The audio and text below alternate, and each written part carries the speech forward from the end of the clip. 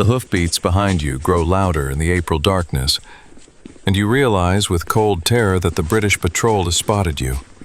Your horse's breath creates clouds of steam in the moonlight as you urge her faster down the rutted country road. The leather satchel containing tonight's crucial intelligence bouncing against your leg with each desperate stride. "Stop in the name of the king!" The command cuts through the night air like a blade, followed by the metallic click of muskets being readied. Your heart pounds so hard you can hear it over the thunder of hooves on packed earth. But your mind, even in terror, works the way it always has, remembering every detail, every overheard conversation. You recall the blacksmith's words from 3 days ago. Left at the Split Oak, then ford the creek after the stone bridge. Even with panic clawing at your chest, you piece together an escape route from fragments of tavern talk. This morning you were nothing more than Thomas Fletcher, a 16-year-old tavern worker sweeping floors at the Green Dragon. Tonight, you carry secrets that could determine whether the American colonies live free or die under British tyranny. Tonight, you discover whether an ordinary boy possesses the courage that liberty demands. The pursuing cavalry knows your route too well. This is no chance encounter. Someone with access to Patriot planning has set this trap. Someone you trusted has betrayed not just you, but the entire cause. You lean low over your horse's neck, using every scrap of overheard tavern conversation to navigate roads you've never traveled in darkness. Behind you, the redcoats fall back, their heavier mounts no match for your local knowledge and desperate determination. You've escaped. But the terrible knowledge burns in your mind like a fever. You know who the spy is, and he knows that you know. Good evening, fellow time travelers, and welcome back to Slumber Through Time, where history, faith, and imagination meet under the stars. I'm your host, and before we begin tonight's journey, please subscribe if you enjoy these immersive historical adventures, and let me know in the comments where you're listening from tonight. You've just witnessed Thomas Fletcher's desperate escape, but you don't yet know the secret he carries, a secret so dangerous that revealing it could have destroyed the American Revolution before it truly began. Tonight, you'll discover the spy who sat at the heart of the Patriot leadership, feeding intelligence to the British while wearing the mask of a dedicated revolutionary. You'll learn how a 16-year-old tavern worker uncovered this betrayal and why the terrible knowledge he gained had to remain hidden for 37 years. But this story doesn't end in 1775.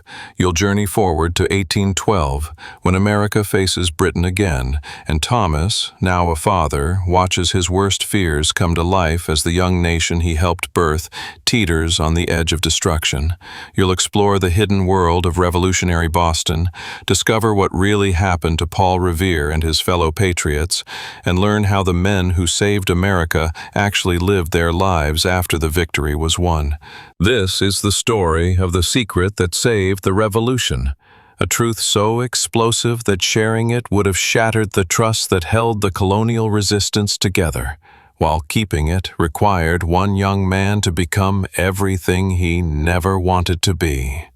It's a tale that spans generations, revealing how the choices made in liberty's darkest hour echoed through the decades that followed.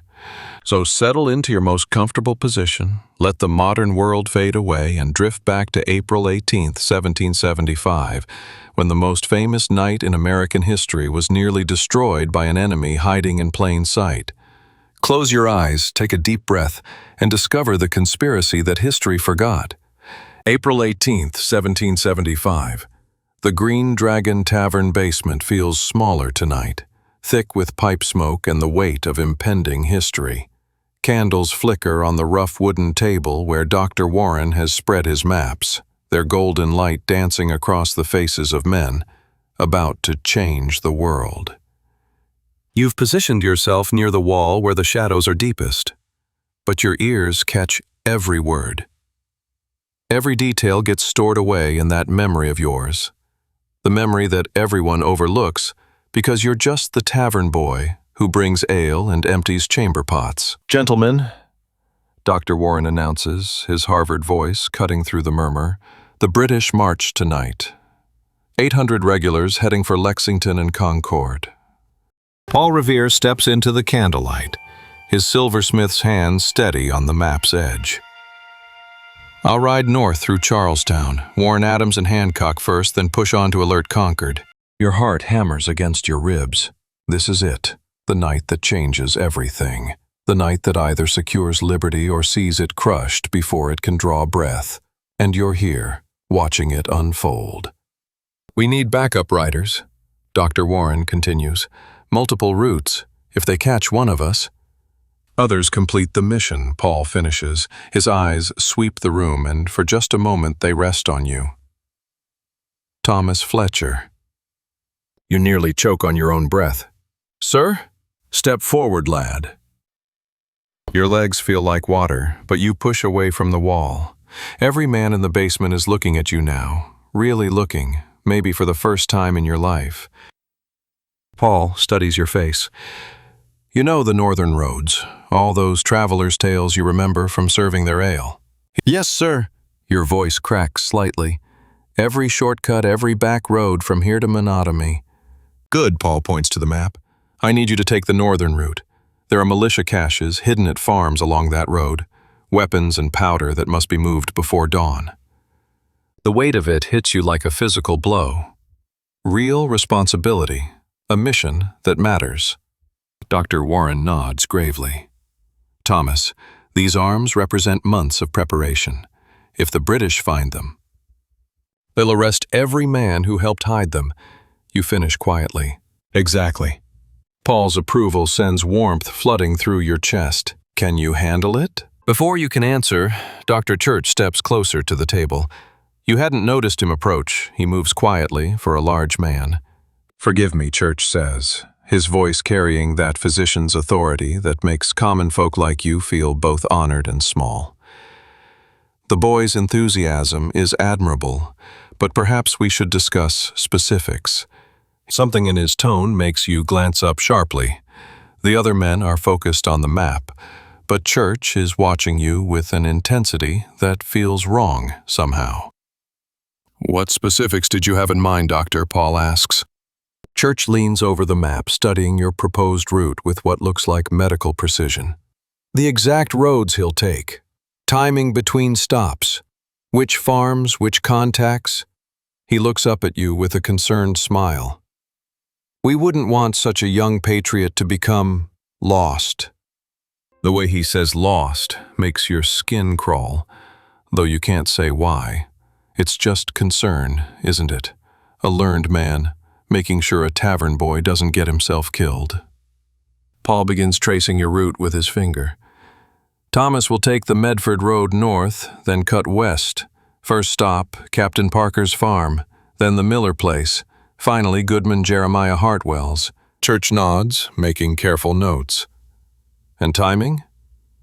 Depart after the main riders. Should reach Parker's by midnight, Miller's by 1, Hartwell's before 2. You watch Church write, and something about his attention to detail nags at you. The other men ask general questions. How many riders? Which directions? But Church wants specifics that feel like what a hunter might ask before setting snares. The thought comes from nowhere and everywhere, making you study Church's face as he writes. He catches you looking and offers that warm, paternal smile that physicians use with worried patients. Nervous, Thomas? That's perfectly natural for a young man facing such responsibility. No, sir, you lie. Just eager to serve.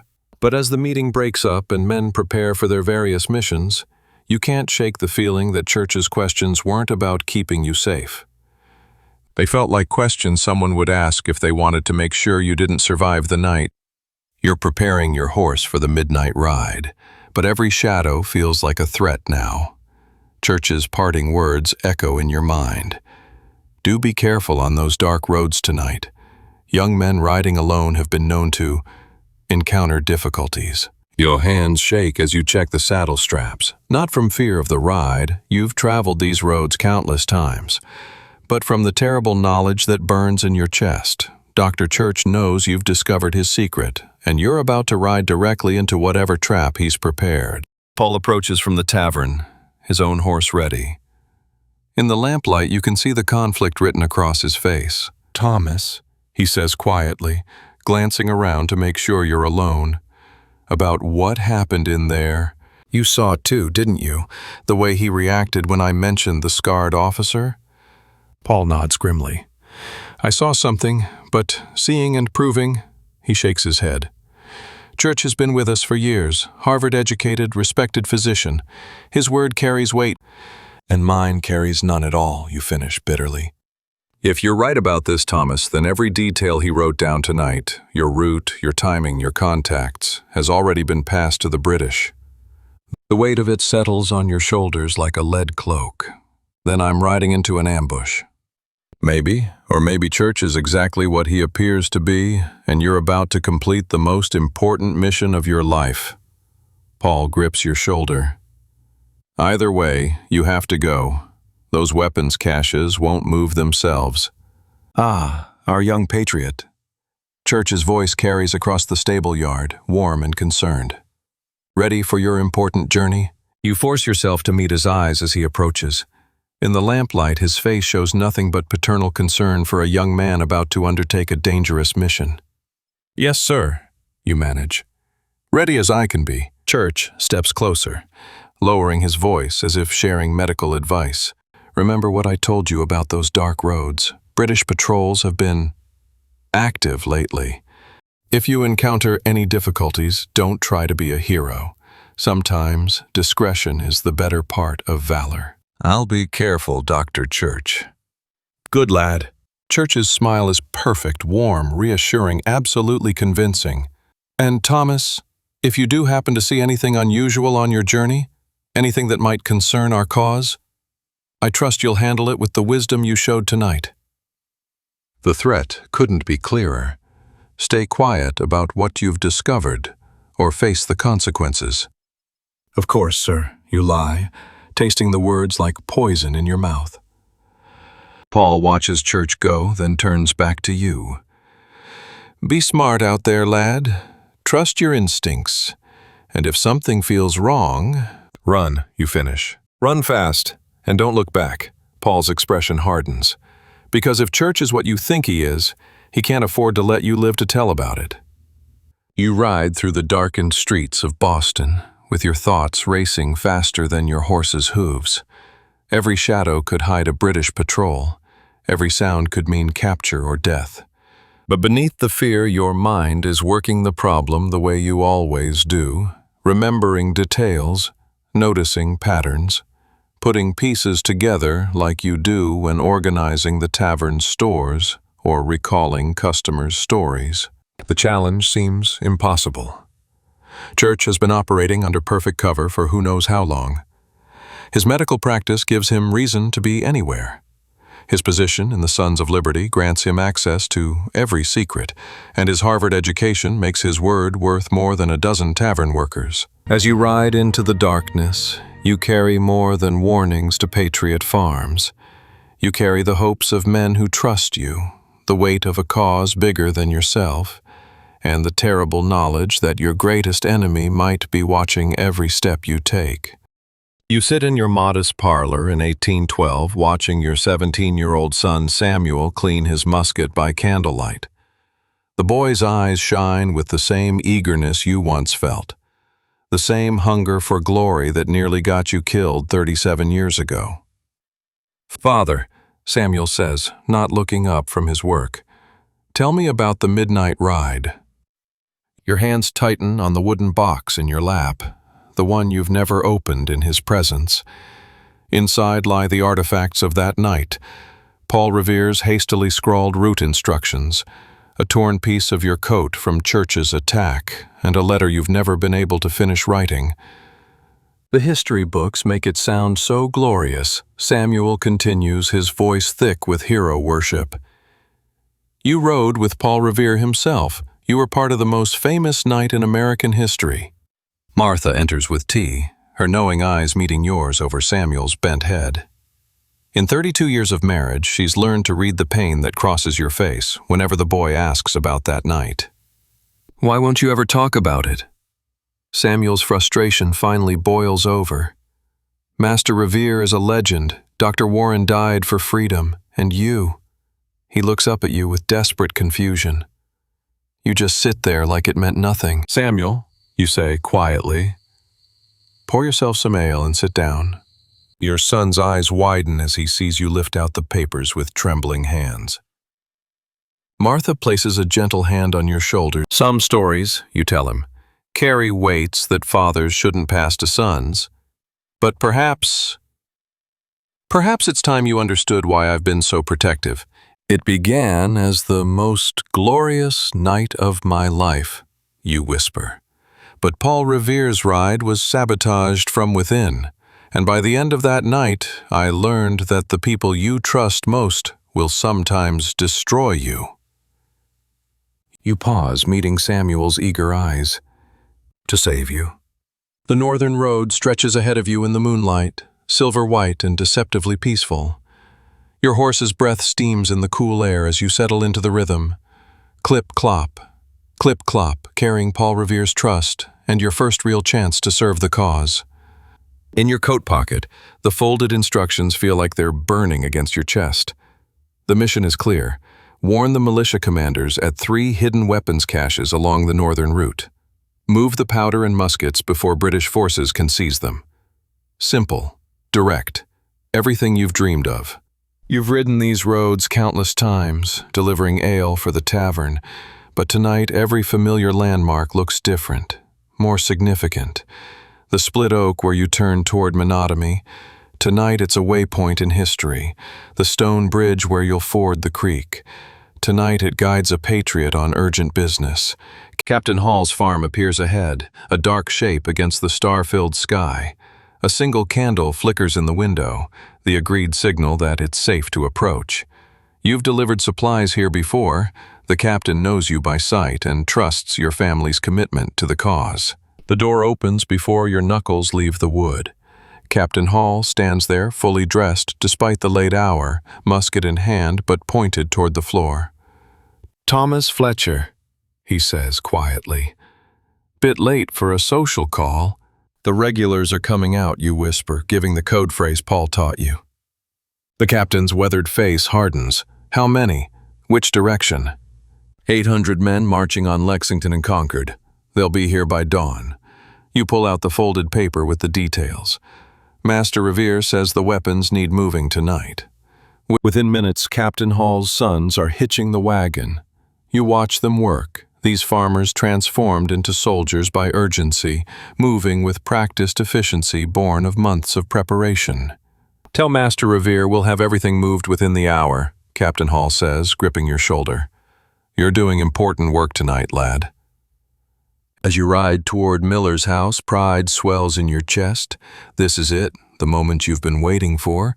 You're not just delivering ale or carrying messages, you're part of Paul Revere's network on the most important night in American history. Miller's house sits farther back from the road, protected by a grove of maple trees. The approach feels different here, quieter, more isolated. You notice details your nervous energy missed at the first stop. The way shadows fall across the path. The exact placement of the barn, the small window that overlooks the main road. Miller opens his door with the same readiness you found at Captain Hall's. These men have been expecting this night for months. The weapons, you ask, after delivering the warning? Hidden in the root cellar beneath the barn, Miller replies. We can have them loaded and moved in less than an hour. You watch the organized efficiency with growing amazement. These ordinary farmers have transformed their properties into military depots, their families into logistics networks. Every person knows their role. Every movement serves the greater plan. Third stop, Miller asks as you prepare to leave. Brewster's Mill, you reply. Then I circle back to Boston to report success. As you guide your horse back toward the road, you realize something profound has changed inside you. An hour ago, you were Thomas Fletcher, the tavern worker, hoping to prove himself worthy. Now, you're Thomas Fletcher, the Patriot courier, trusted with missions that could save the revolution. The approach to Brewster's Mill feels wrong from the first moment you see it. There are too many horses tethered near the road, too many dark shapes that could be men positioned around the building.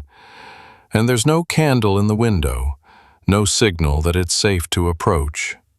You dismount behind a stand of pine trees, your systematic mind cataloging every detail. 3 horses, military saddles, positioned for quick departure. 2 men visible near the mill wheel, but they're not dressed like farmers. Their silhouettes are wrong, too straight, too alert, too coordinated. British regulars. Should be here any minute, one voice says. The intelligence was very specific about timing. And you're certain about the route? Another asks. Dr. Church was quite clear. Northern Road, 3 stops, ending here at the mill. The words hit you like a physical blow. Dr. Church, the only person who knew your exact route, your precise timing, your specific destinations. From your hiding spot, you watch British soldiers positioned with surgical precision around every approach to the mill. This isn't a patrol that happened to be in the area. This is a coordinated ambush based on perfect intelligence. Intelligence that could only have come from someone who sat in the Green Dragon basement 2 hours ago, listening to Paul outline your mission. What about the boy himself? Orders are to take him alive if possible. Dr. Church wants to question him personally. And if he resists? A pause, then. Dr. Church said to use our judgment. Dr. Church wants you taken alive. Not just stopped, captured. The respected physician, the Harvard-educated Patriot leader, has sold your mission to the British and wants you delivered to him personally. One of the soldiers turns toward your hiding spot. You freeze, barely breathing, as his gaze sweeps the tree line. After an eternity, he turns back to his companion. How long do we wait? Dr. Church said he'd be here by midnight. Give it another hour. You lead your horse deeper into the woods, your mind racing. The British aren't just intercepting your mission, they're hunting you specifically. And Dr. Church, the man you trusted with your observations about British patrols, the man who listened with such apparent concern to your theories about Patriot security. Dr. Church is the spy you've been trying to help catch. You have to warn Captain Hall and Miller. If Church gave the British your route, they'll hit all 3 locations. The weapons you thought you'd helped save are walking into traps. But as you approach Captain Hall's farm, you see the orange glow before you hear the shouting. The barn is burning. British soldiers are loading captured muskets into wagons while Captain Hall and his sons kneel in the farmyard with their hands bound. You're too late.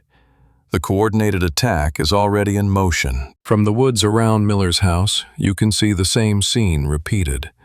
British forces with perfect intelligence, perfect timing, perfect coordination. The entire northern network is being rolled up systematically. And it's all because Dr. Benjamin Church sat in that basement meeting, memorizing every detail of your mission, then sent word to British command before you'd even mounted your horse. The basement meeting is still in session when you stumble through the door. Paul looks up from the map spread across the table, his face brightening when he sees you. Thomas, how did the northern route fare? Dr. Church sits in the same chair where he memorized your mission details 3 hours ago. He looks calm, concerned, perfectly composed as he studies your disheveled appearance. The British knew everything. You gasp out. Every location, every timing, every... Slow down, lad, Paul says, standing. What exactly happened? They were waiting at Brewster's Mill. They knew I was coming. They knew my route. Your eyes lock on Church. Someone told them. The room goes silent. Dr. Church leans forward with apparent concern. That's very serious, Thomas. Did you see who might have... Dr. Church is the spy. The words hang in the air like smoke. Every face in the room turns to stare at you, disheveled, desperate, making wild accusations against one of their most respected leaders. Church's response is perfectly calm. Thomas, you're clearly exhausted from your ordeal.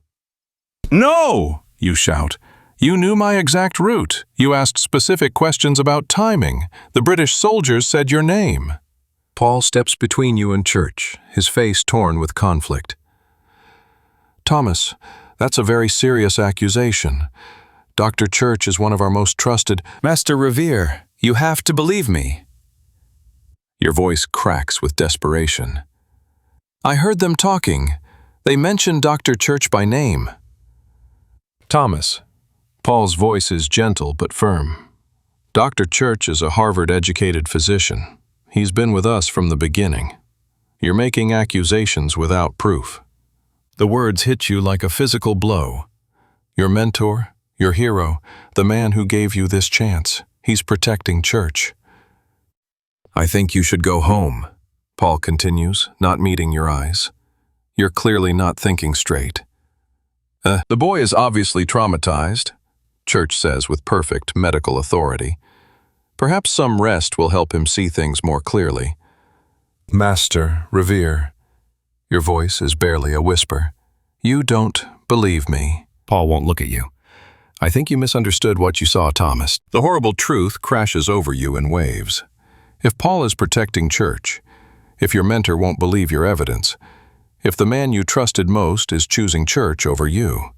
You stand in the alley behind the Green Dragon, your entire world shattered. Dr. Church is a British spy who's been feeding intelligence to the enemy for months. And Paul Revere, your hero, your mentor, the man who gave you your first chance to serve, just chose to protect the spy over believing you. Poor lad, sometimes the stress of service breaks young minds. As you walk alone through the empty streets of Boston, one terrible thought echoes in your mind. If Paul Revere is protecting Benjamin Church, then maybe Paul Revere is part of it too. Thomas Fletcher walked into the night believing his hero had abandoned him, never knowing that sometimes betrayal is the deepest form of love. In 1812, watching his 17-year-old son clean his musket with the same eager hunger for glory, Thomas will carry the weight of that night's secret and pray his boy never learns what serving your country sometimes costs. You've been walking alongside Thomas Fletcher through the tension of April 18, 1775. But now, let yourself step back from his story and simply wander through the world he lived in. Close your eyes and feel what it was really like to wake up in revolutionary Boston, where every sensation, every daily task, every choice was shaped by a reality so different from ours that it might as well have been another planet. Picture yourself waking in Thomas's Boston on the morning of April 19, 1775. Before you even open your eyes, your senses are flooded with a world that no longer exists. The first thing you notice is the cold. Even in April, there's no central heating, no electric blankets, no thermostat to adjust. You wake in a room where your breath creates small clouds, where ice crystals might form on the inside of windows.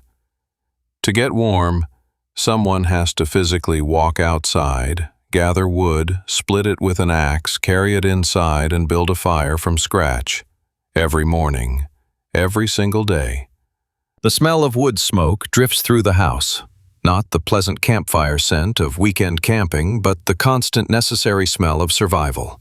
Mixed with it is the heavy odor of tallow candles, animal fat burning to create the only light available after sunset. No light switches, no lamps. When darkness falls, you're truly in darkness unless you've prepared ahead. You dress in clothes that would feel foreign to your skin, rough wool that scratches against your body, linen that's stiff and scratchy until it's been worn and washed many times, leather shoes that are hard and unyielding, often causing blisters. And here's something that might surprise you.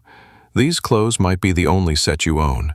Most people had one good outfit for Sunday and special occasions, and one set of working clothes worn every other day of the week. Outside, the sounds of Boston assault your ears. Iron wheels on cobblestone create a constant rattling that echoes off buildings. Horses snort and stamp, their hooves clattering. Pigs wander the streets. Yes, pigs in the city, eating garbage because there's no organized waste collection. Dogs bark, roosters crow even in the city center, and underneath it all, the constant sound of human labor. Hammering, sawing, shouting, calling out prices and goods. The smells are overwhelming. Without modern sanitation, the streets smell of animal waste, human waste, rotting food, and unwashed bodies. People bathed perhaps once a week if they were fortunate, once a month if they were not. Deodorant doesn't exist. Dental hygiene is basic at best.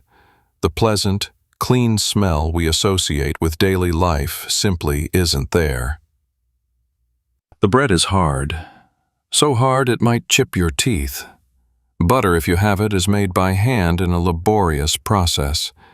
Fresh fruit exists only in season and spoils quickly. Sugar is a rare luxury.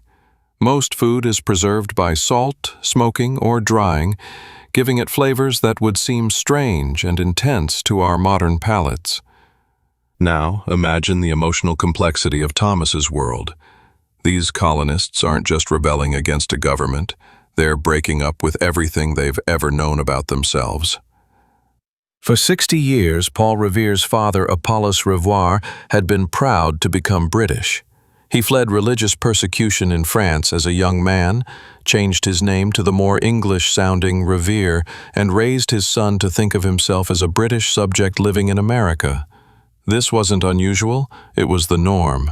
In 1775, these colonists spoke English with pride. They read Shakespeare and Milton and considered them their authors. They sang English songs, practiced English law, and dreamed of visiting the land they called home, even if they'd never seen it. British culture wasn't something imposed on them. It was who they were. Imagine the psychological trauma of rejecting your entire cultural identity. When you speak English, you're speaking the oppressor's language. When you read your favorite books, you're reading the literature of people who now consider you traitors. When you practice the religion you were raised in, many are members of the Church of England. You're following the faith of your enemies. The older generation remembered when being British subjects in America was a source of pride. British military protection had saved them from French and Native American attacks. British trade networks had brought prosperity. British law had provided justice and order. Now they're being asked to think of all of this as tyranny. And then there are the immigrants like Apollos Revere, who came to America specifically to become British subjects. German families who celebrated Christmas with British customs. Scots-Irish who had fled poverty to find opportunity under British rule. French Huguenots who had escaped religious persecution to find safety in British colonies. These recent immigrants often became more passionately American than families who had been in the colonies for generations. Why? Because they had actively chosen to come here, actively chosen to become something new. When that identity was threatened, they fought harder to defend it. But when exactly did they stop being British subjects in America and become Americans? There was no clear moment, no ceremony, no announcement. It happened gradually, in thousands of small choices, conversations, and realizations. One day you wake up and realize you're no longer thinking of Britain as home. You're thinking of this place, this community, these people as home. The emotional cost was enormous. Families split apart. Fathers and sons chose different sides. Neighbors who had been friends for decades became enemies. The revolution wasn't just a political war, it was a civil war that tore apart the fabric of daily life. Here's something that might surprise you about Thomas's world. Native Americans weren't a distant frontier concern. They were a daily political reality that shaped every decision about independence. In 1775, the memory of King Philip's War was still fresh, less than 100 years old. Entire colonial communities had been destroyed. Families had stories of relatives killed, captured, or driven from their homes. The colonists lived with the constant awareness that powerful native tribes surrounded them. The local tribes, the Massachusetts, Nipmuc, and Wampanoag, maintained complex relationships with colonial communities. They traded furs, shared agricultural knowledge, and sometimes intermarried. Native people lived and worked in Boston. Their knowledge of local plants and medicines had become part of colonial survival skills. But independence meant losing British military protection. The British Army and Navy had been the primary defense against hostile tribes. Royal governors managed treaty relationships and provided soldiers for frontier defense. If the colonists broke with Britain, they would face these challenges alone. Even more troubling, many colonists knew that Britain was already encouraging native tribes to attack rebellious settlements. The British had guns, gunpowder, and trade goods that tribal leaders wanted. They also had a long history of using native alliances to control colonial expansion. The colonists faced a terrifying strategic calculation. If they declared independence, Britain would almost certainly arm and encourage native attacks on frontier settlements. Families would die, communities would be destroyed. The Western expansion that promised economic opportunity would become impossible. This wasn't theoretical. It was already happening. British agents were meeting with tribal leaders, offering weapons and supplies in exchange for attacks on colonial settlements. The colonists could see the strategy developing and knew it would only get worse if they formally rebelled. Some tribal leaders, meanwhile, faced their own impossible choices. They could see that colonial expansion threatened their traditional lands regardless of politics. British alliance offered military support and trade goods, but it also meant becoming pawns in European conflicts. Some tribes chose the British, others chose the Americans, and still others tried to remain neutral in a war that would ultimately devastate all of them. The cultural exchange was real and valuable. Native agricultural techniques had made colonial farming possible. Native medicinal knowledge had saved countless colonial lives. Native guides had made trade and travel possible. But the political relationship was breaking down under the pressure of expansion, competition, and imperial conflict. For colonists like Thomas, this reality shaped every conversation about independence. It wasn't just about taxes or representation. It was about survival in a dangerous world where declaring independence meant losing military protection while gaining powerful enemies. Let's talk about something that might change how you think about the Boston Tea Party. By 1773, smuggling wasn't just common, it was the foundation of colonial prosperity, and everyone knew it. John Hancock, one of the wealthiest men in Boston and a leader of the Sons of Liberty, built his fortune on smuggling. This wasn't a secret or a source of shame, it was common knowledge and a source of pride. Why? Because the British trade laws were designed to keep the colonies economically dependent and artificially poor. The Navigation Acts required that all colonial trade pass through England first. If you wanted to sell tobacco to France, you had to ship it to England, pay British taxes and fees, then ship it to France. If you wanted to buy French wine, it had to go through English merchants who added their profits. This system could double or triple the cost of goods and cut colonial profits in half. So colonists developed elaborate systems to avoid these controls. Ships would load cargo secretly at night.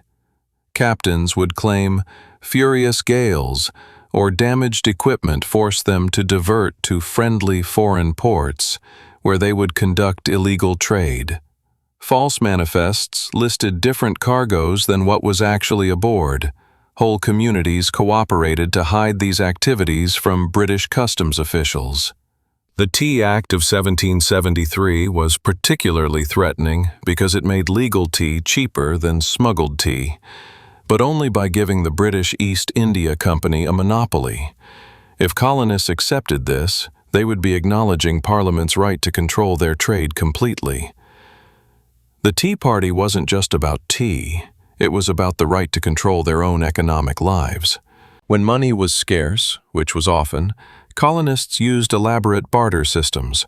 A blacksmith might trade horseshoes for grain, which could be traded for cloth, which could be traded for tools. Debt was often carried for months or years because actual currency was rare. Many transactions were recorded in account books as IOUs to be settled later. The underground economy created networks of trust and cooperation that became the foundation of political resistance. The same people who helped you evade British trade laws were the ones who helped you organize political meetings. The same ships that carried illegal cargo carried secret messages between colonies. By 1775, entire colonial communities were economically dependent on illegal trade. When British authorities tried to crack down, they weren't just threatening individual profits, they were threatening the survival of colonial society. The choice wasn't between legal and illegal trade, it was between prosperity and poverty, independence and dependence. This economic rebellion required ordinary people to make extraordinary choices. A tavern keeper who served as a message center, a merchant who falsified documents, a ship captain who risked his vessel, a dock worker who loaded cargo at midnight. Each small choice was technically treason, punishable by death or imprisonment. Now let's talk about something that might shock you, what it meant to be young in Thomas's world. At 16, Thomas wouldn't be thinking about college applications or summer jobs.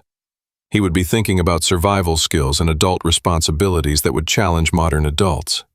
Boys typically began apprenticeships around age 12 or 13, working 12 to 14 hours a day, 6 days a week. They received food, shelter, and training, but no wages until their final year. A 16-year-old apprentice was expected to master complex manual skills, working with tools that could cause serious injury, handling dangerous materials, and taking responsibility for expensive equipment and materials. Girls at 13 or 14 were managing households that would exhaust modern adults. They cooked for families of 8 or 10 people using only wood fires and hand tools. They preserved food for winter storage through complex processes of salting, smoking, and drying. They made clothes from raw wool or flax through processes that took weeks of hand labor. They cared for younger siblings while parents worked. Marriage typically occurred around age 20 for men and 17 or 18 for women. But these weren't romantic choices. Marriages were economic partnerships necessary for survival. A husband needed someone to manage the household, preserve food, make clothes, and care for children. A wife needed someone to provide economic security and protection. Love might develop, but it wasn't the primary consideration. Water had to be carried by hand from wells or springs, multiple trips every day for cooking, cleaning, and drinking.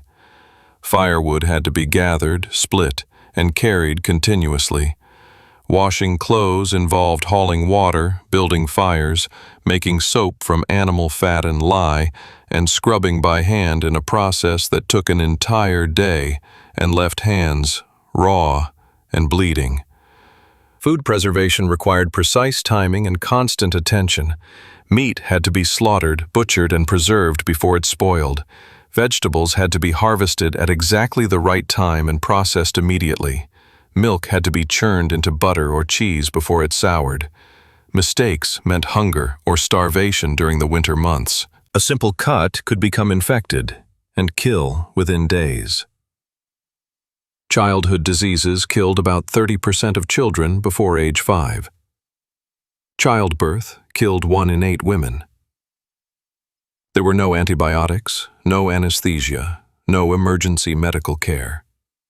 Families lived with the constant awareness that death was always near. When you think about Thomas making his choice to become a spy, remember this context. He wasn't just risking his life, he was risking his family's survival. If he were captured or killed, his mother might have no way to support herself. His younger siblings might become orphans with no social safety net to catch them. The courage required for political resistance was magnified by these daily realities. Every choice had life or death consequences not just for individuals, but for entire families. The decision to rebel wasn't just political. It was a bet that freedom was worth risking everything they had worked so hard to build and preserve. Yet these harsh realities also created remarkable resilience and capability. 16-year-olds like Thomas had skills and knowledge that would amaze modern adults.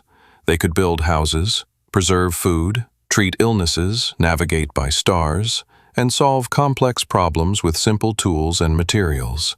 They had been preparing for adult responsibilities since childhood and were ready to handle challenges that would overwhelm people twice their age in our modern world. Now let's talk about what Thomas's mission and Paul Revere's legendary ride actually accomplished on that historic April night.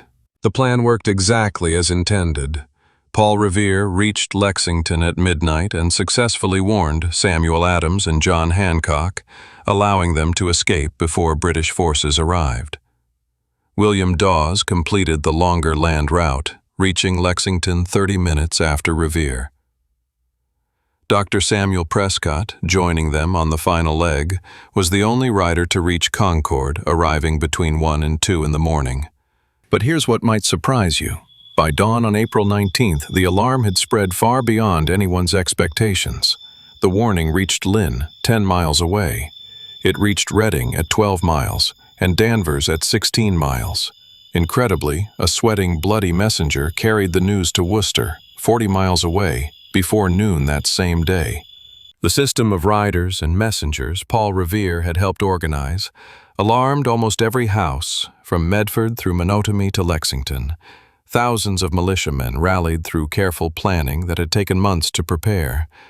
The weapons stored at Concord were largely dispersed and hidden before the British forces arrived, thanks to the early warnings.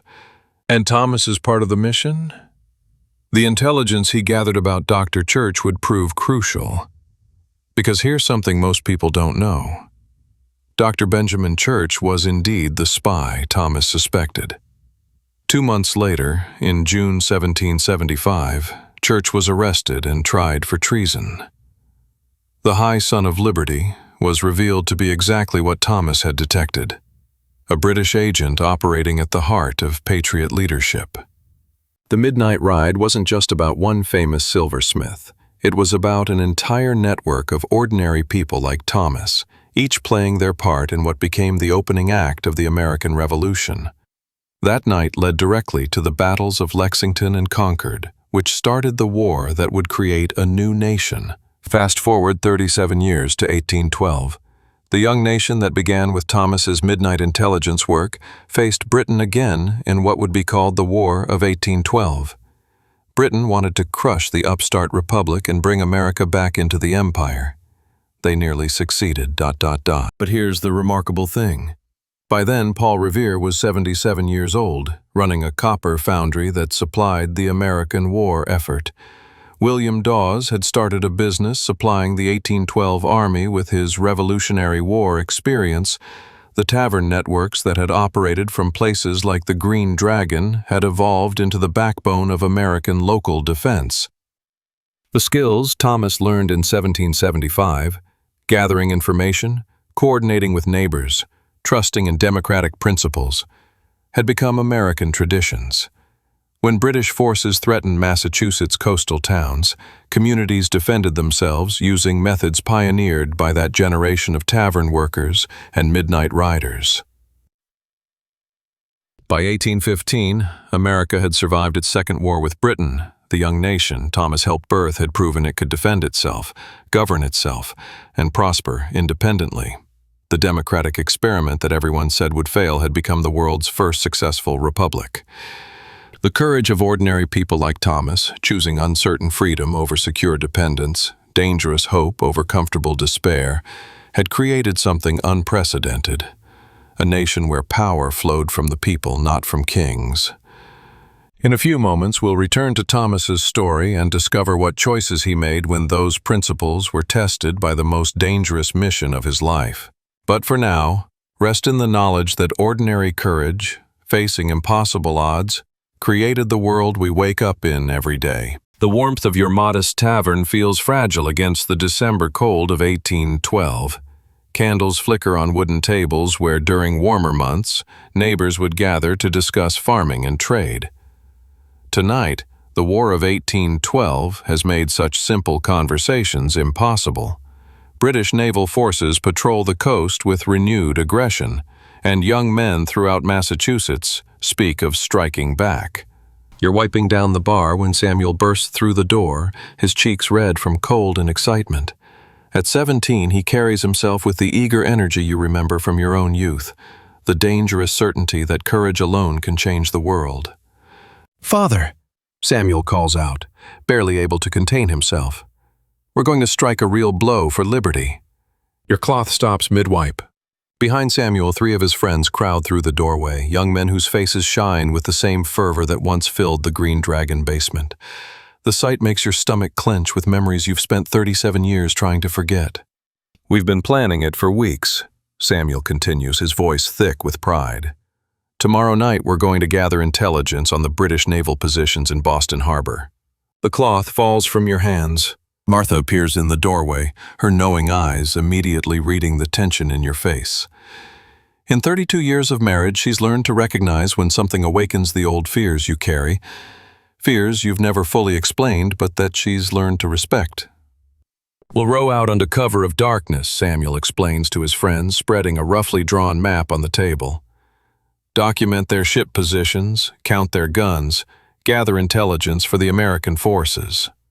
One of the boys, young Timothy Hartwell, whose grandfather once sheltered you during your midnight ride, nods eagerly. "Just like the Patriots did in '75. We'll be heroes, just like Samuel's father was." The irony cuts deep. They want to be heroes like you were, but they have no idea what that heroism actually cost, or what it required. "Samuel," you say carefully, moving closer to the table, "that's extremely dangerous. The harbor is heavily patrolled by the British Navy." Samuel looks up with the patient condescension of youth explaining the obvious to age. "Father, I know you worry, but this is important work. Real patriot work." You study their plan with eyes trained by Paul Revere himself, and what you see makes your blood run cold. Everything is wrong. Their approach angle would take them directly into the sightline of 2 British sentries. Their timing coincides with the changing of the naval watch, when patrols are most alert. Their escape route leads them into a tidal current that would push them toward, not away from, British positions. You're planning to approach from the wrong direction, you say, trying to keep your voice casual. The timing is all wrong, and you have no escape plan if you're spotted. Samuel's friends exchange glances. James Whitmore, the blacksmith's son, speaks up. "Mr. Fletcher, with respect, how would you know about such things?" The question hangs in the air like smoke from the fire. How indeed would a simple tavern keeper know about naval patrol patterns, tidal currents, and approach angles? "Father doesn't understand this kind of service," Samuel says to his friends, and each word feels like a blade. "He was just a courier during the Revolution. He wouldn't know about real intelligence work." Martha sees the pain that crosses your face. Pain that cuts deeper than Samuel could possibly know. You were far more than just a courier, but the truth is a burden you've carried alone for 37 years. "My father means well," Samuel continues, his voice thick with embarrassment, "but he never did anything dangerous, not like what we're planning." The words hit you like physical blows. Never did anything dangerous, if only he knew that the very freedom he takes for granted was purchased, in part, by choices that still wake you from sleep some nights. "Father," Samuel's frustration finally boils over. "You always do this. You always assume the worst. Maybe if you'd taken more risks during the war, maybe if you'd done more than just deliver messages." He doesn't finish the sentence, but the implication hangs heavy in the winter air. "Thomas," Martha says softly, her voice carrying 32 years of marriage and hard-won wisdom. "Perhaps it's time to help him understand why you're so worried." You meet her eyes and see something there, not quite permission but recognition that some secrets become too heavy to carry alone. "Samuel," you say quietly, "pour yourself some ale and sit down, all of you." The boys sense something in your tone, a gravity that wasn't there before. They settle around the table, their eager chatter dying away. "What you're planning to do tomorrow night," you continue, "I've done before. More than once. And I'm telling you that your plan will fail. Your friends will be captured or killed, and you'll never make it back to shore."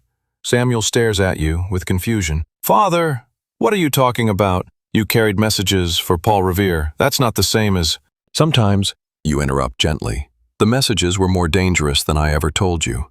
Sometimes carrying them meant learning to stay alive in ways most people never have to learn.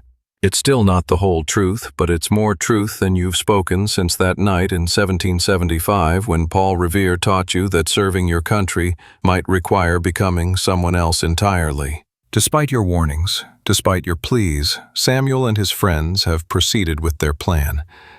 You tried everything short of revealing the full truth, explaining the patrol patterns you shouldn't know, describing the tidal dangers you've never officially encountered, warning about British responses you've witnessed firsthand. Now you crouch in the shadow of weathered dock pilings, watching through the December darkness as your son and 3 of his friends push their small boat into Boston Harbor.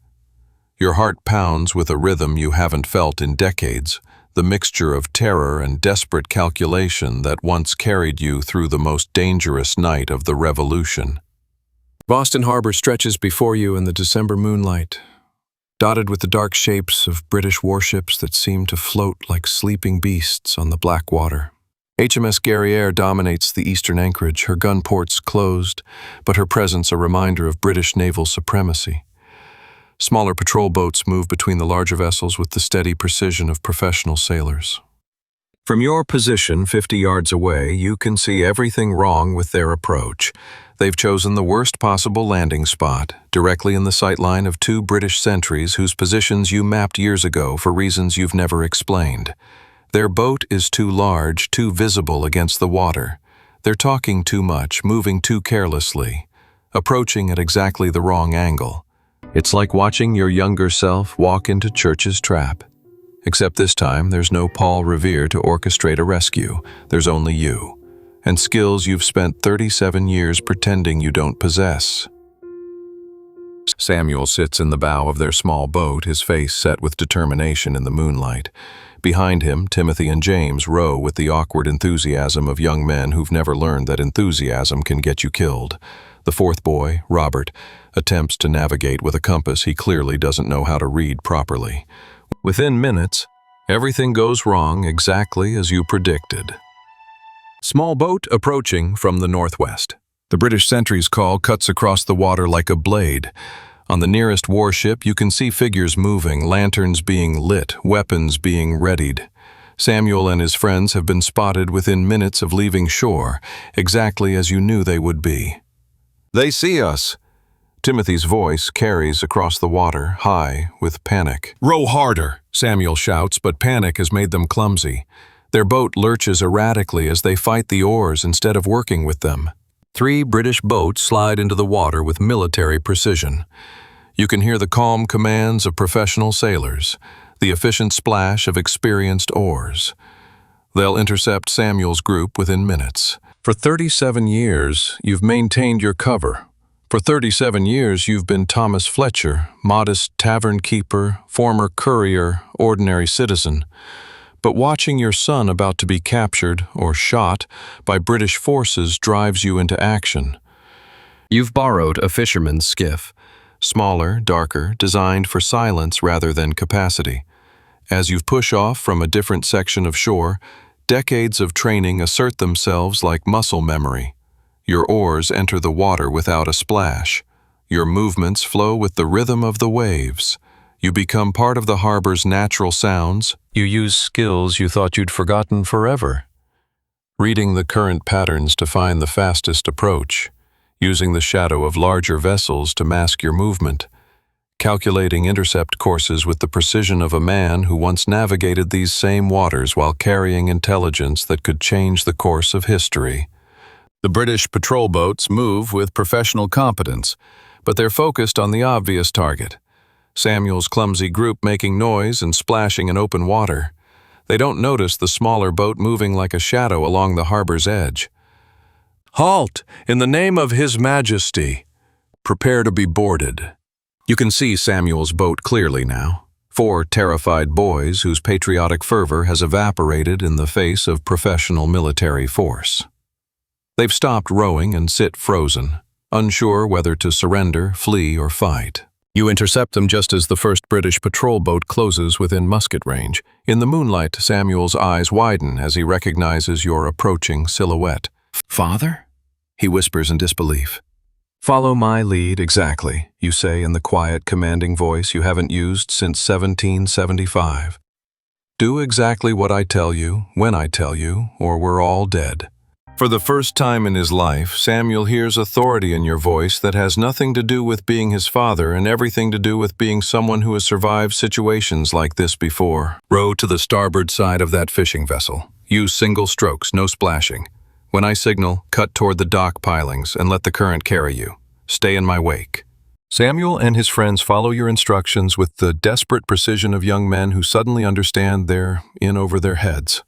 You lead them through a maze of anchored vessels, using shadows and current patterns that you know from experience, guiding them away from the British patrol boats with the quiet expertise of someone who has done this before.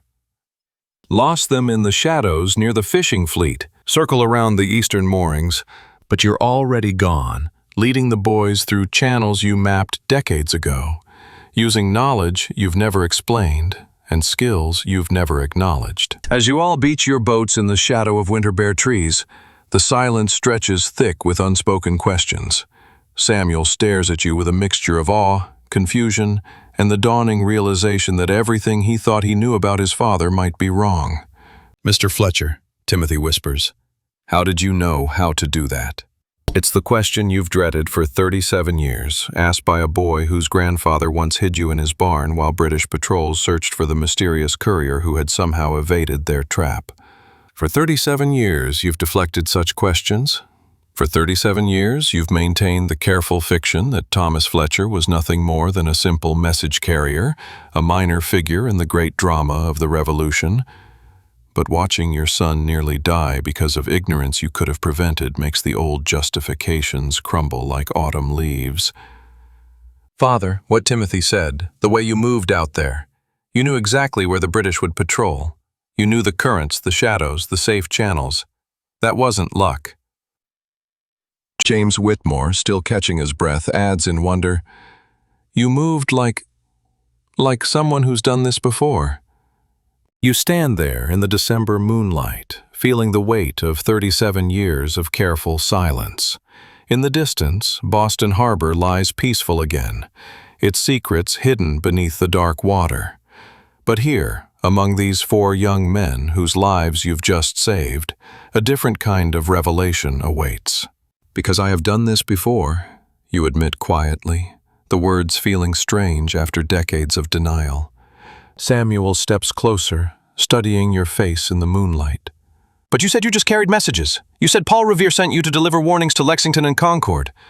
"I did carry messages," you tell him, choosing your words carefully. "But the messages I carried, they weren't always what they seemed. And sometimes carrying them meant learning to survive in ways most people never have to learn." "What kind of messages?" You pause, considering how much truth you can safely share. These boys nearly died tonight because they didn't understand the reality of the world they were trying to enter. Perhaps it's time for at least one of them to learn. Sometimes intelligence that could change the course of battles. Sometimes warnings that had to get through despite enemy patrols. Sometimes, you pause, remembering Church's betrayal. Sometimes carrying them meant discovering that the people you trusted most were not who they seemed. Samuel stares at you for a long moment, and you can see his understanding of his father beginning to shift like ice breaking up in spring. "The way you moved out there, like you'd done it 100 times before, the way you knew exactly where every British patrol would be, how to read the currents, which shadows would hide us." His voice grows quiet with realization. "That wasn't beginner's luck, was it?" "No, son, it wasn't." Timothy speaks up, his voice still shaking slightly. "Mr. Fletcher, you saved our lives tonight. Without you, we'd all be in British custody right now, or worse." "Sir, what you did out there, that was the work of someone who's done this before, someone who's very, very good at it." You look at these young men, boys who went into the harbor thinking they understood what courage meant, and came back having learned the difference between bravery and competence. The question hangs in the winter air. How do you explain that some knowledge comes with a price? That some skills can only be learned by becoming someone you never wanted to be. That some secrets are kept not from shame, but from love. All these years, I thought you were just. I thought the revolution passed you by. I thought you missed your chance to do something that mattered. I know what you thought, son, and I'll let you think it because I hoped you'd never need to learn what it really costs to serve in the shadows. The silence stretches between you and the boys as you make your way through the December night. Behind you, Boston Harbor lies peaceful again, its secrets hidden beneath the dark water. But ahead of you, a different kind of revelation awaits, one you've avoided for 37 years. Thomas? Samuel? Martha's voice carries across the winter air, and you can hear 32 years of marriage in those two words. Relief, worry, and the quiet understanding that tonight has changed something fundamental in your family. Father, before we reach Mother, I need to understand. What you did back there, no simple courier knows how to evade British naval patrols. You walk in silence for a few more steps, feeling the weight of Timothy, James, and Robert listening to every word. These boys nearly died tonight because they didn't understand the reality of the world they were trying to enter. Perhaps it's time for at least one of them to learn a deeper truth. Those skills you showed tonight, you learned them doing something far more dangerous than carrying letters between towns, didn't you? You meet your son's eyes in the moonlight, seeing not the eager boy who burst into your tavern yesterday, but a young man beginning to understand that the world and his father are more complex than he'd imagined. During the revolution, I did carry messages. That part was true, but the messages I carried weren't always what they seemed. Sometimes they were intelligence that could change the course of battles. Sometimes they were warnings that had to get through despite enemy patrols. You pause, remembering Church's betrayal, feeling the old weight of secrets. And sometimes carrying them meant discovering that the people you trusted most were not who they appeared to be. Martha reaches you, and her eyes immediately move between your face and Samuel's, reading the new understanding that has passed between father and son. Thomas, she says softly, what happened tonight? Our son learned that his father has carried some heavy knowledge for a very long time, and I learned that some secrets become too dangerous to keep when they put the people you love at risk. Samuel looks between you and his mother, and you can see him processing not just tonight's revelation, but years of careful silences, deflected questions, and moments when his parents shared looks that seemed to carry weight he couldn't understand. The nightmares you sometimes have, the way you always know when someone's lying, the way you can read people's intentions before they speak. He pauses. It wasn't just from delivering messages, was it? That, you say, is the first intelligent thing you've said all day. As you walk toward home through the December night, you realize that the secret you've carried for 37 years has finally begun to transform from burden to legacy. Your son may never know the full truth about Dr. Church or the counterintelligence operation that helped save the revolution. But he'll learn something more important, that real service isn't about what people see you do. It's about what you're willing to do when no one is watching at all. Our story draws toward its close, but before we rest, let us step forward in time to discover what Paul Revere's midnight ride actually accomplished. What happened to those patriots we've followed? How did that single night of desperate courage change the world? And when America faced Britain again in 1812, had the revolution truly succeeded? Let us explore the documented outcomes, the real consequences of that moment when ordinary people chose extraordinary courage. 37 years have passed since that April night when Paul Revere mounted his horse in Charlestown. It's now 1812, and America faces Britain again, but this time the Midnight Riders have become grandfathers. Paul Revere is 77 years old, far too old for midnight rides, but his contribution to this second war might surprise you. His copper foundry is casting church bells and bronze cannons for the American military. The same hands that once engraved silver are now supplying weapons to defend the nation he helped create. The population that was 2.5 million in 1775 has exploded to nearly 8 million by 1812. But this second war reveals something fascinating about the country Paul Revere helped birth. It's strong enough to survive internal division. Massachusetts, the very birthplace of the Revolution, actually opposes this war. The state government refuses to send militia to support federal forces. The Hartford Convention meets in secret, demanding constitutional changes that would cripple the federal government. New England seriously considers leaving the Union. Yet when British forces actually attack Massachusetts towns, burning factories at Wareham, destroying ships at Scituate, local communities defend themselves using methods pioneered in 1775.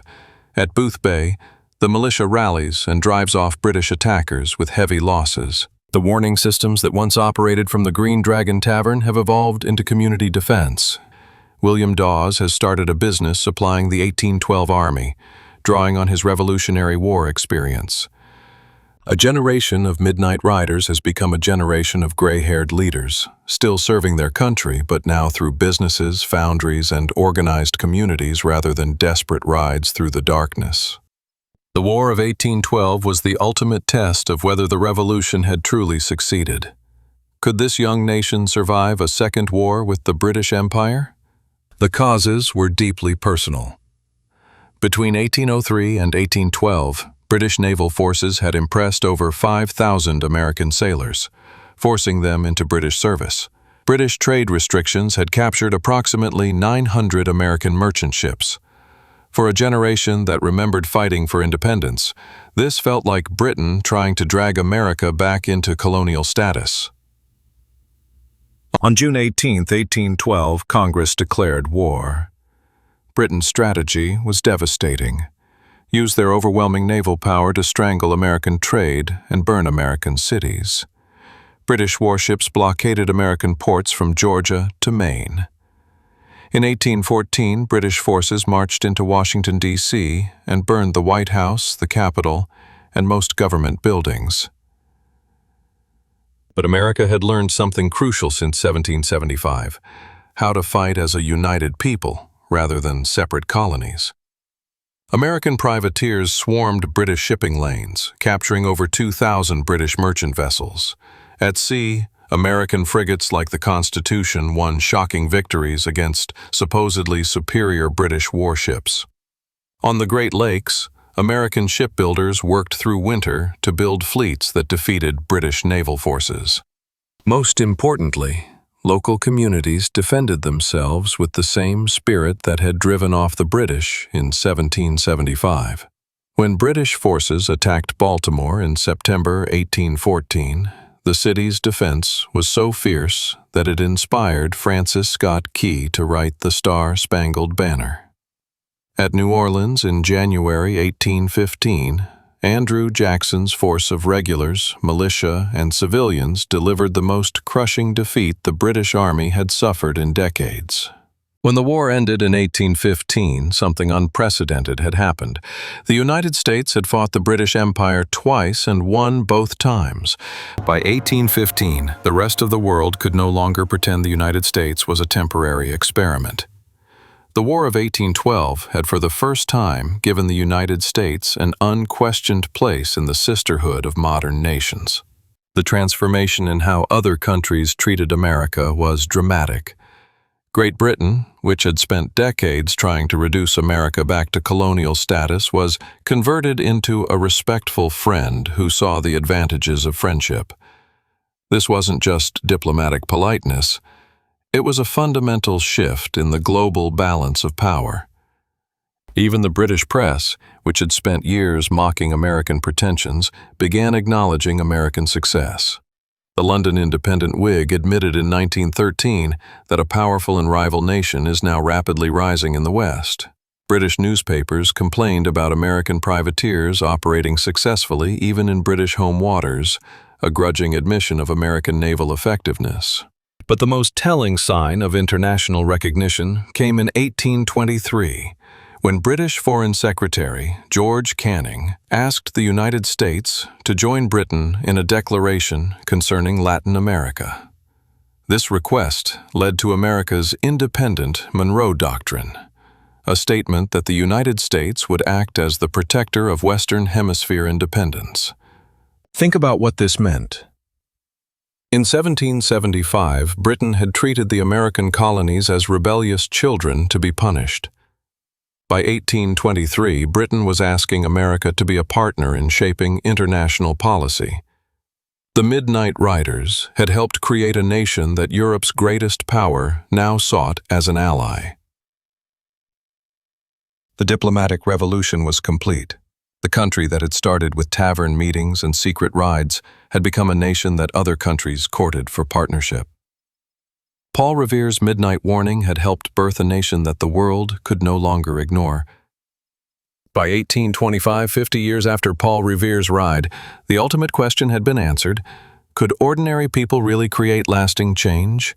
The evidence was overwhelming. The generation that had started as tavern workers, apprentices, and small farmers had lived to see their children and grandchildren inherit opportunities that would have been impossible under colonial rule. The Midnight Ride had proved something simple but powerful. Brave people can build things that last. The secret meetings of 1775 became a constitutional system that survived the Hartford Convention crisis without violence. The ways people learned to work together during the Revolution became the civic organizations that defended communities in 1812. Most remarkably, the United States had become proof that the ideals of 1776 could work in practice. The country had survived multiple contested elections, 2 wars with Britain, internal political divisions, and economic disruptions. It had done all this while expanding westward, welcoming immigrants, and creating opportunities that amazed foreign observers. The Midnight Riders had not just won independence. They had shown that democratic government could work on a scale never before attempted. As we prepare to rest, let us remember what we have learned about the real consequences of that April night in 1775. The riders who galloped through the darkness reached communities across a 40-mile radius and saved every weapon, warned every leader, and frustrated every British plan. That single night of brave rides led directly to a war that, by 1783, had created an independent nation stretching from Canada to Florida, from the Atlantic to the Mississippi. That nation survived its second test in 1812 and emerged with international recognition as a legitimate world power. By 1825, 50 years after Paul Revere's ride, the population had more than tripled. American wages outcompeted British wages. American ships carried much of the world's trade. American innovations were revolutionizing transportation. American books and poetry were read around the world. Most remarkably, the country that had started with tavern workers and silversmith spies had created opportunities for advancement that amazed foreign observers. Working-class families could acquire property, start businesses, receive education, and participate in government in ways that were impossible in the monarchies of Europe. The Midnight Riders had proved that ordinary people choosing extraordinary courage really could change the world. They had shown that democratic government could work, that economic freedom could create prosperity, and that a nation founded on principles rather than bloodlines could defend itself against the greatest empires. Paul Revere, at 77, was still serving his country through his foundry.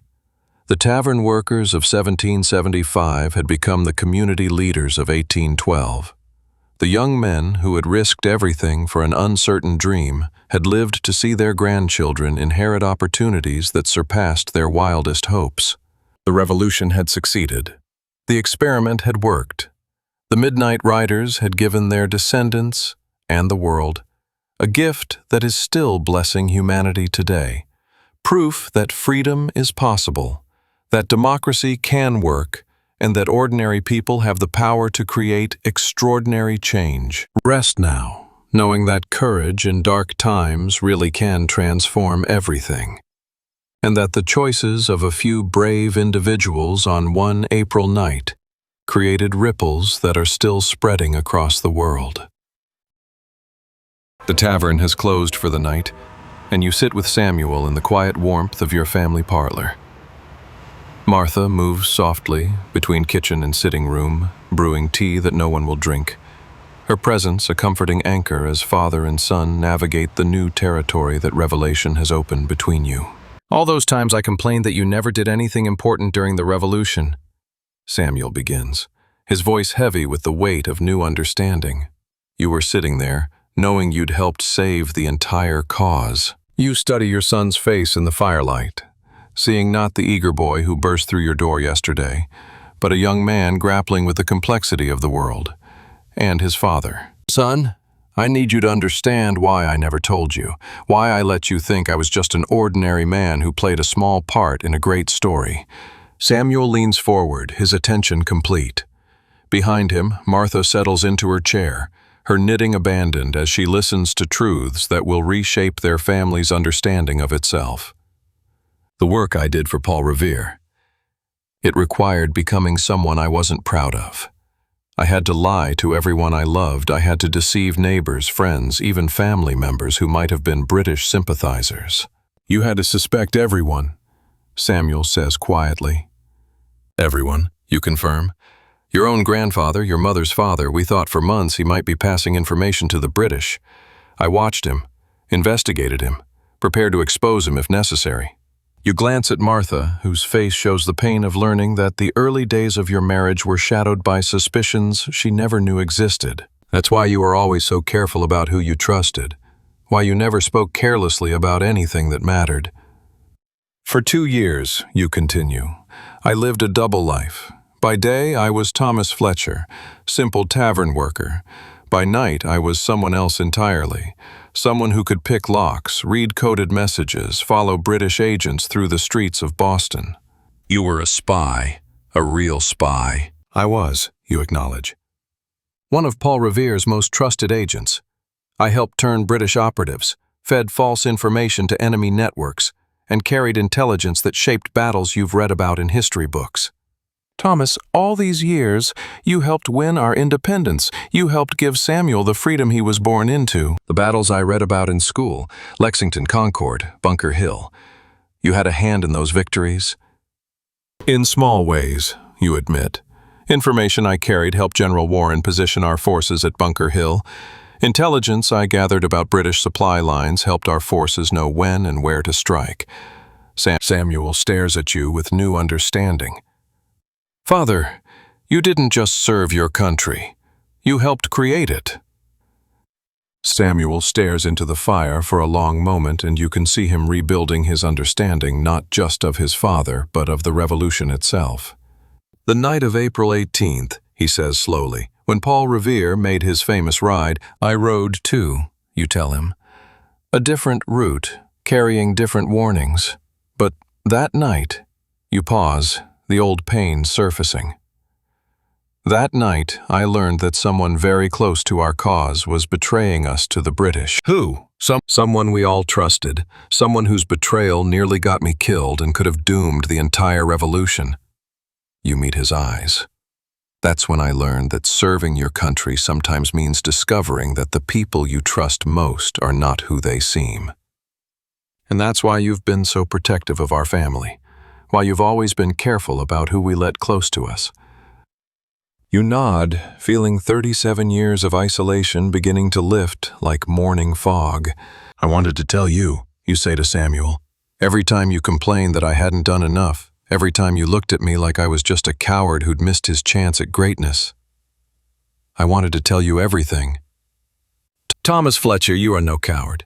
You're one of the men who made this nation possible. Father, I'm sorry, I didn't understand that while other men fought with muskets, you fought with your mind. You fought in ways that were probably more dangerous than any battlefield. You weren't supposed to understand, you interrupt gently. That was the point. I wanted you to find your own way to serve, not live in the shadow of choices I'd made before you were born. Martha serves the tea that has finally grown cool enough to drink, and the three of you sit in the comfortable silence that families find after difficult truths have been shared and accepted. Father, I want to learn everything you know. all the skills you used to serve our country. You set down your teacup, studying your son's face. The eager boy who wanted glory has been replaced by someone who understands the weight of real service. Samuel, your father paid a heavy price for that service. We all did, in ways we're only now understanding. But Mother, think about it. We're sitting here as free Americans because men like Father were willing to pay that price, because they were willing to sacrifice their own recognition so that we could live in liberty. That's exactly right, son. Freedom isn't free. It requires people willing to serve something bigger than themselves, even when that service goes unrecognized. Samuel, this isn't a game. The skills I learned, the work I did, it extracted a price that I'm still paying. Are you certain that's a burden you want to carry? What kind of price? Samuel asks. The price of never being able to trust completely, of always watching, always analyzing, always wondering if the person beside you might be an enemy, of carrying secrets that isolate you from the people you love most.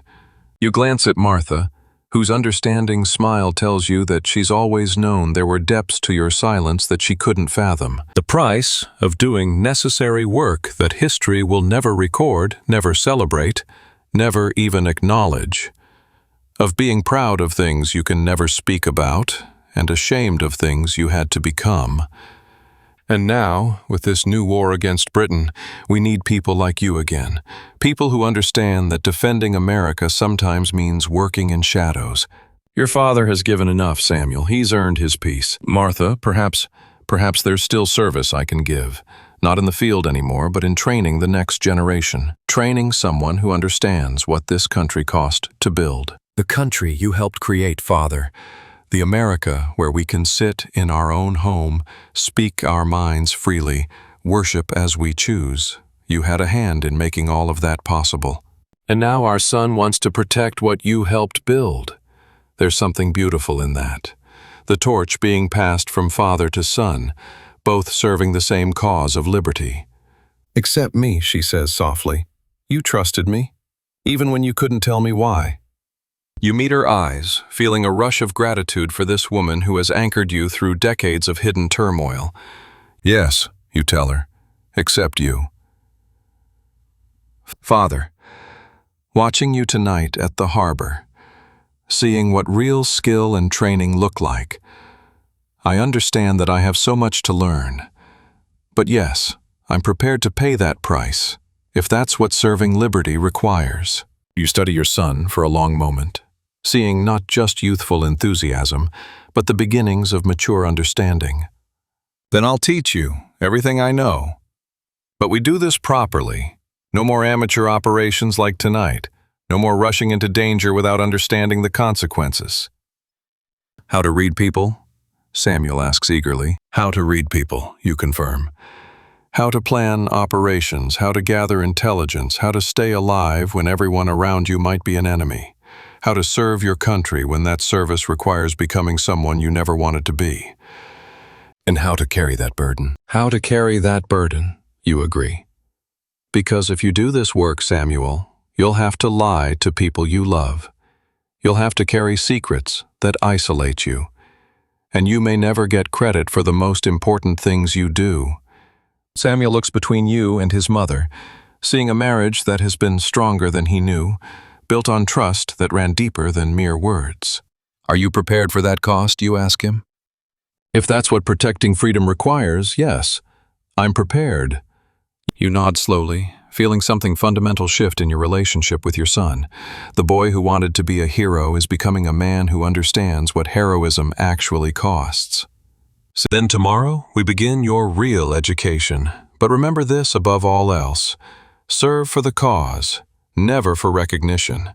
The greatest heroes are often the ones history never remembers. Later, as Martha clears the tea things and Samuel studies the fire with the thoughtful expression of someone whose world has fundamentally changed, you feel a peace you haven't known in 37 years. Father, I've been thinking about what you said, about service requiring sacrifice that no one sees. And I think I understand now why you were always so careful, so observant, why you seemed to see things other people missed. Those habits die hard, son, Once you learn to read the world that way, you never really stop. Martha takes her place beside you, and for the first time in decades, there are no secrets between you. No hidden knowledge creating distance in your marriage. Your mother, you tell Samuel, kept my secret without even knowing what it was. That's the kind of trust that makes everything else possible. I knew you were protecting something important. I just didn't know you were protecting all of us. Samuel looks between his parents, seeing not just a marriage, but a partnership that has endured deception, isolation, and the weight of hidden truths. When this war with Britain ends, I want to serve the way you did, not for personal glory, but to protect the America you helped birth, to defend the freedoms you risked everything to secure. You study your son's face, seeing determination tempered by new wisdom. 2 generations of Fletchers serving the cause of American liberty. Your father in the Revolution, you in this new war. I'm proud of both of you. Samuel, if you're going to carry on this tradition of service, you'll do it with all the skill and wisdom I can give you. America deserves nothing less than our very best. Then I'll teach you everything. But first you have to promise me something. What? Promise me you'll never serve for recognition. Promise me you'll serve only for the cause. The moment you start wanting credit for your service, you become a liability to everyone around you. I promise, Father, I'll serve America the way you did, with honor, with skill, and with the understanding that the greatest service often goes unrecognized. The greatest heroes are often the ones history never remembers, but their service lives on in the freedom their children inherit. Every time an American speaks freely, worships freely, lives freely, they're living proof of what men like us have accomplished, and what women like me have supported, even when we didn't fully understand the sacrifice being made. A family serving together, father in the field, mother holding everything together at home, all of us working to preserve what makes America great. What is it? Samuel asks. It's knowing you served something bigger than yourself. It's knowing that the freedom your children inherit was preserved in part by choices you made that no one will ever thank you for. And having a family that loves you for who you are, not what you've done. The 3 of you sit in comfortable silence as the fire burns down to glowing coals. Outside, the winter wind carries the promise of spring, of change, of a future built on foundations laid by people like you, people whose names history may never record, but whose sacrifices made freedom possible. Father? Yes? Thank you for trusting me with the truth. Thank you for being worthy of it. As you sit with your family in the dying firelight, you realize that the secret you've carried for 37 years has finally transformed from burden to legacy. Your son will face his own choices, make his own sacrifices, find his own way to serve the cause of liberty. But he'll do it with the wisdom that comes from understanding the true cost of freedom, and the strength that comes from knowing that some things are worth any sacrifice, even the sacrifice of being remembered for it. The chain of service continues, stronger for being built on truth, love, and the quiet understanding that the greatest heroes are often the ones who work in shadows, so that others can live in the light. If you've enjoyed this journey through revolutionary Boston with Thomas Fletcher and his family, please consider subscribing to Slumber Through Time for more immersive historical adventures. Sweet dreams, fellow guardians of liberty.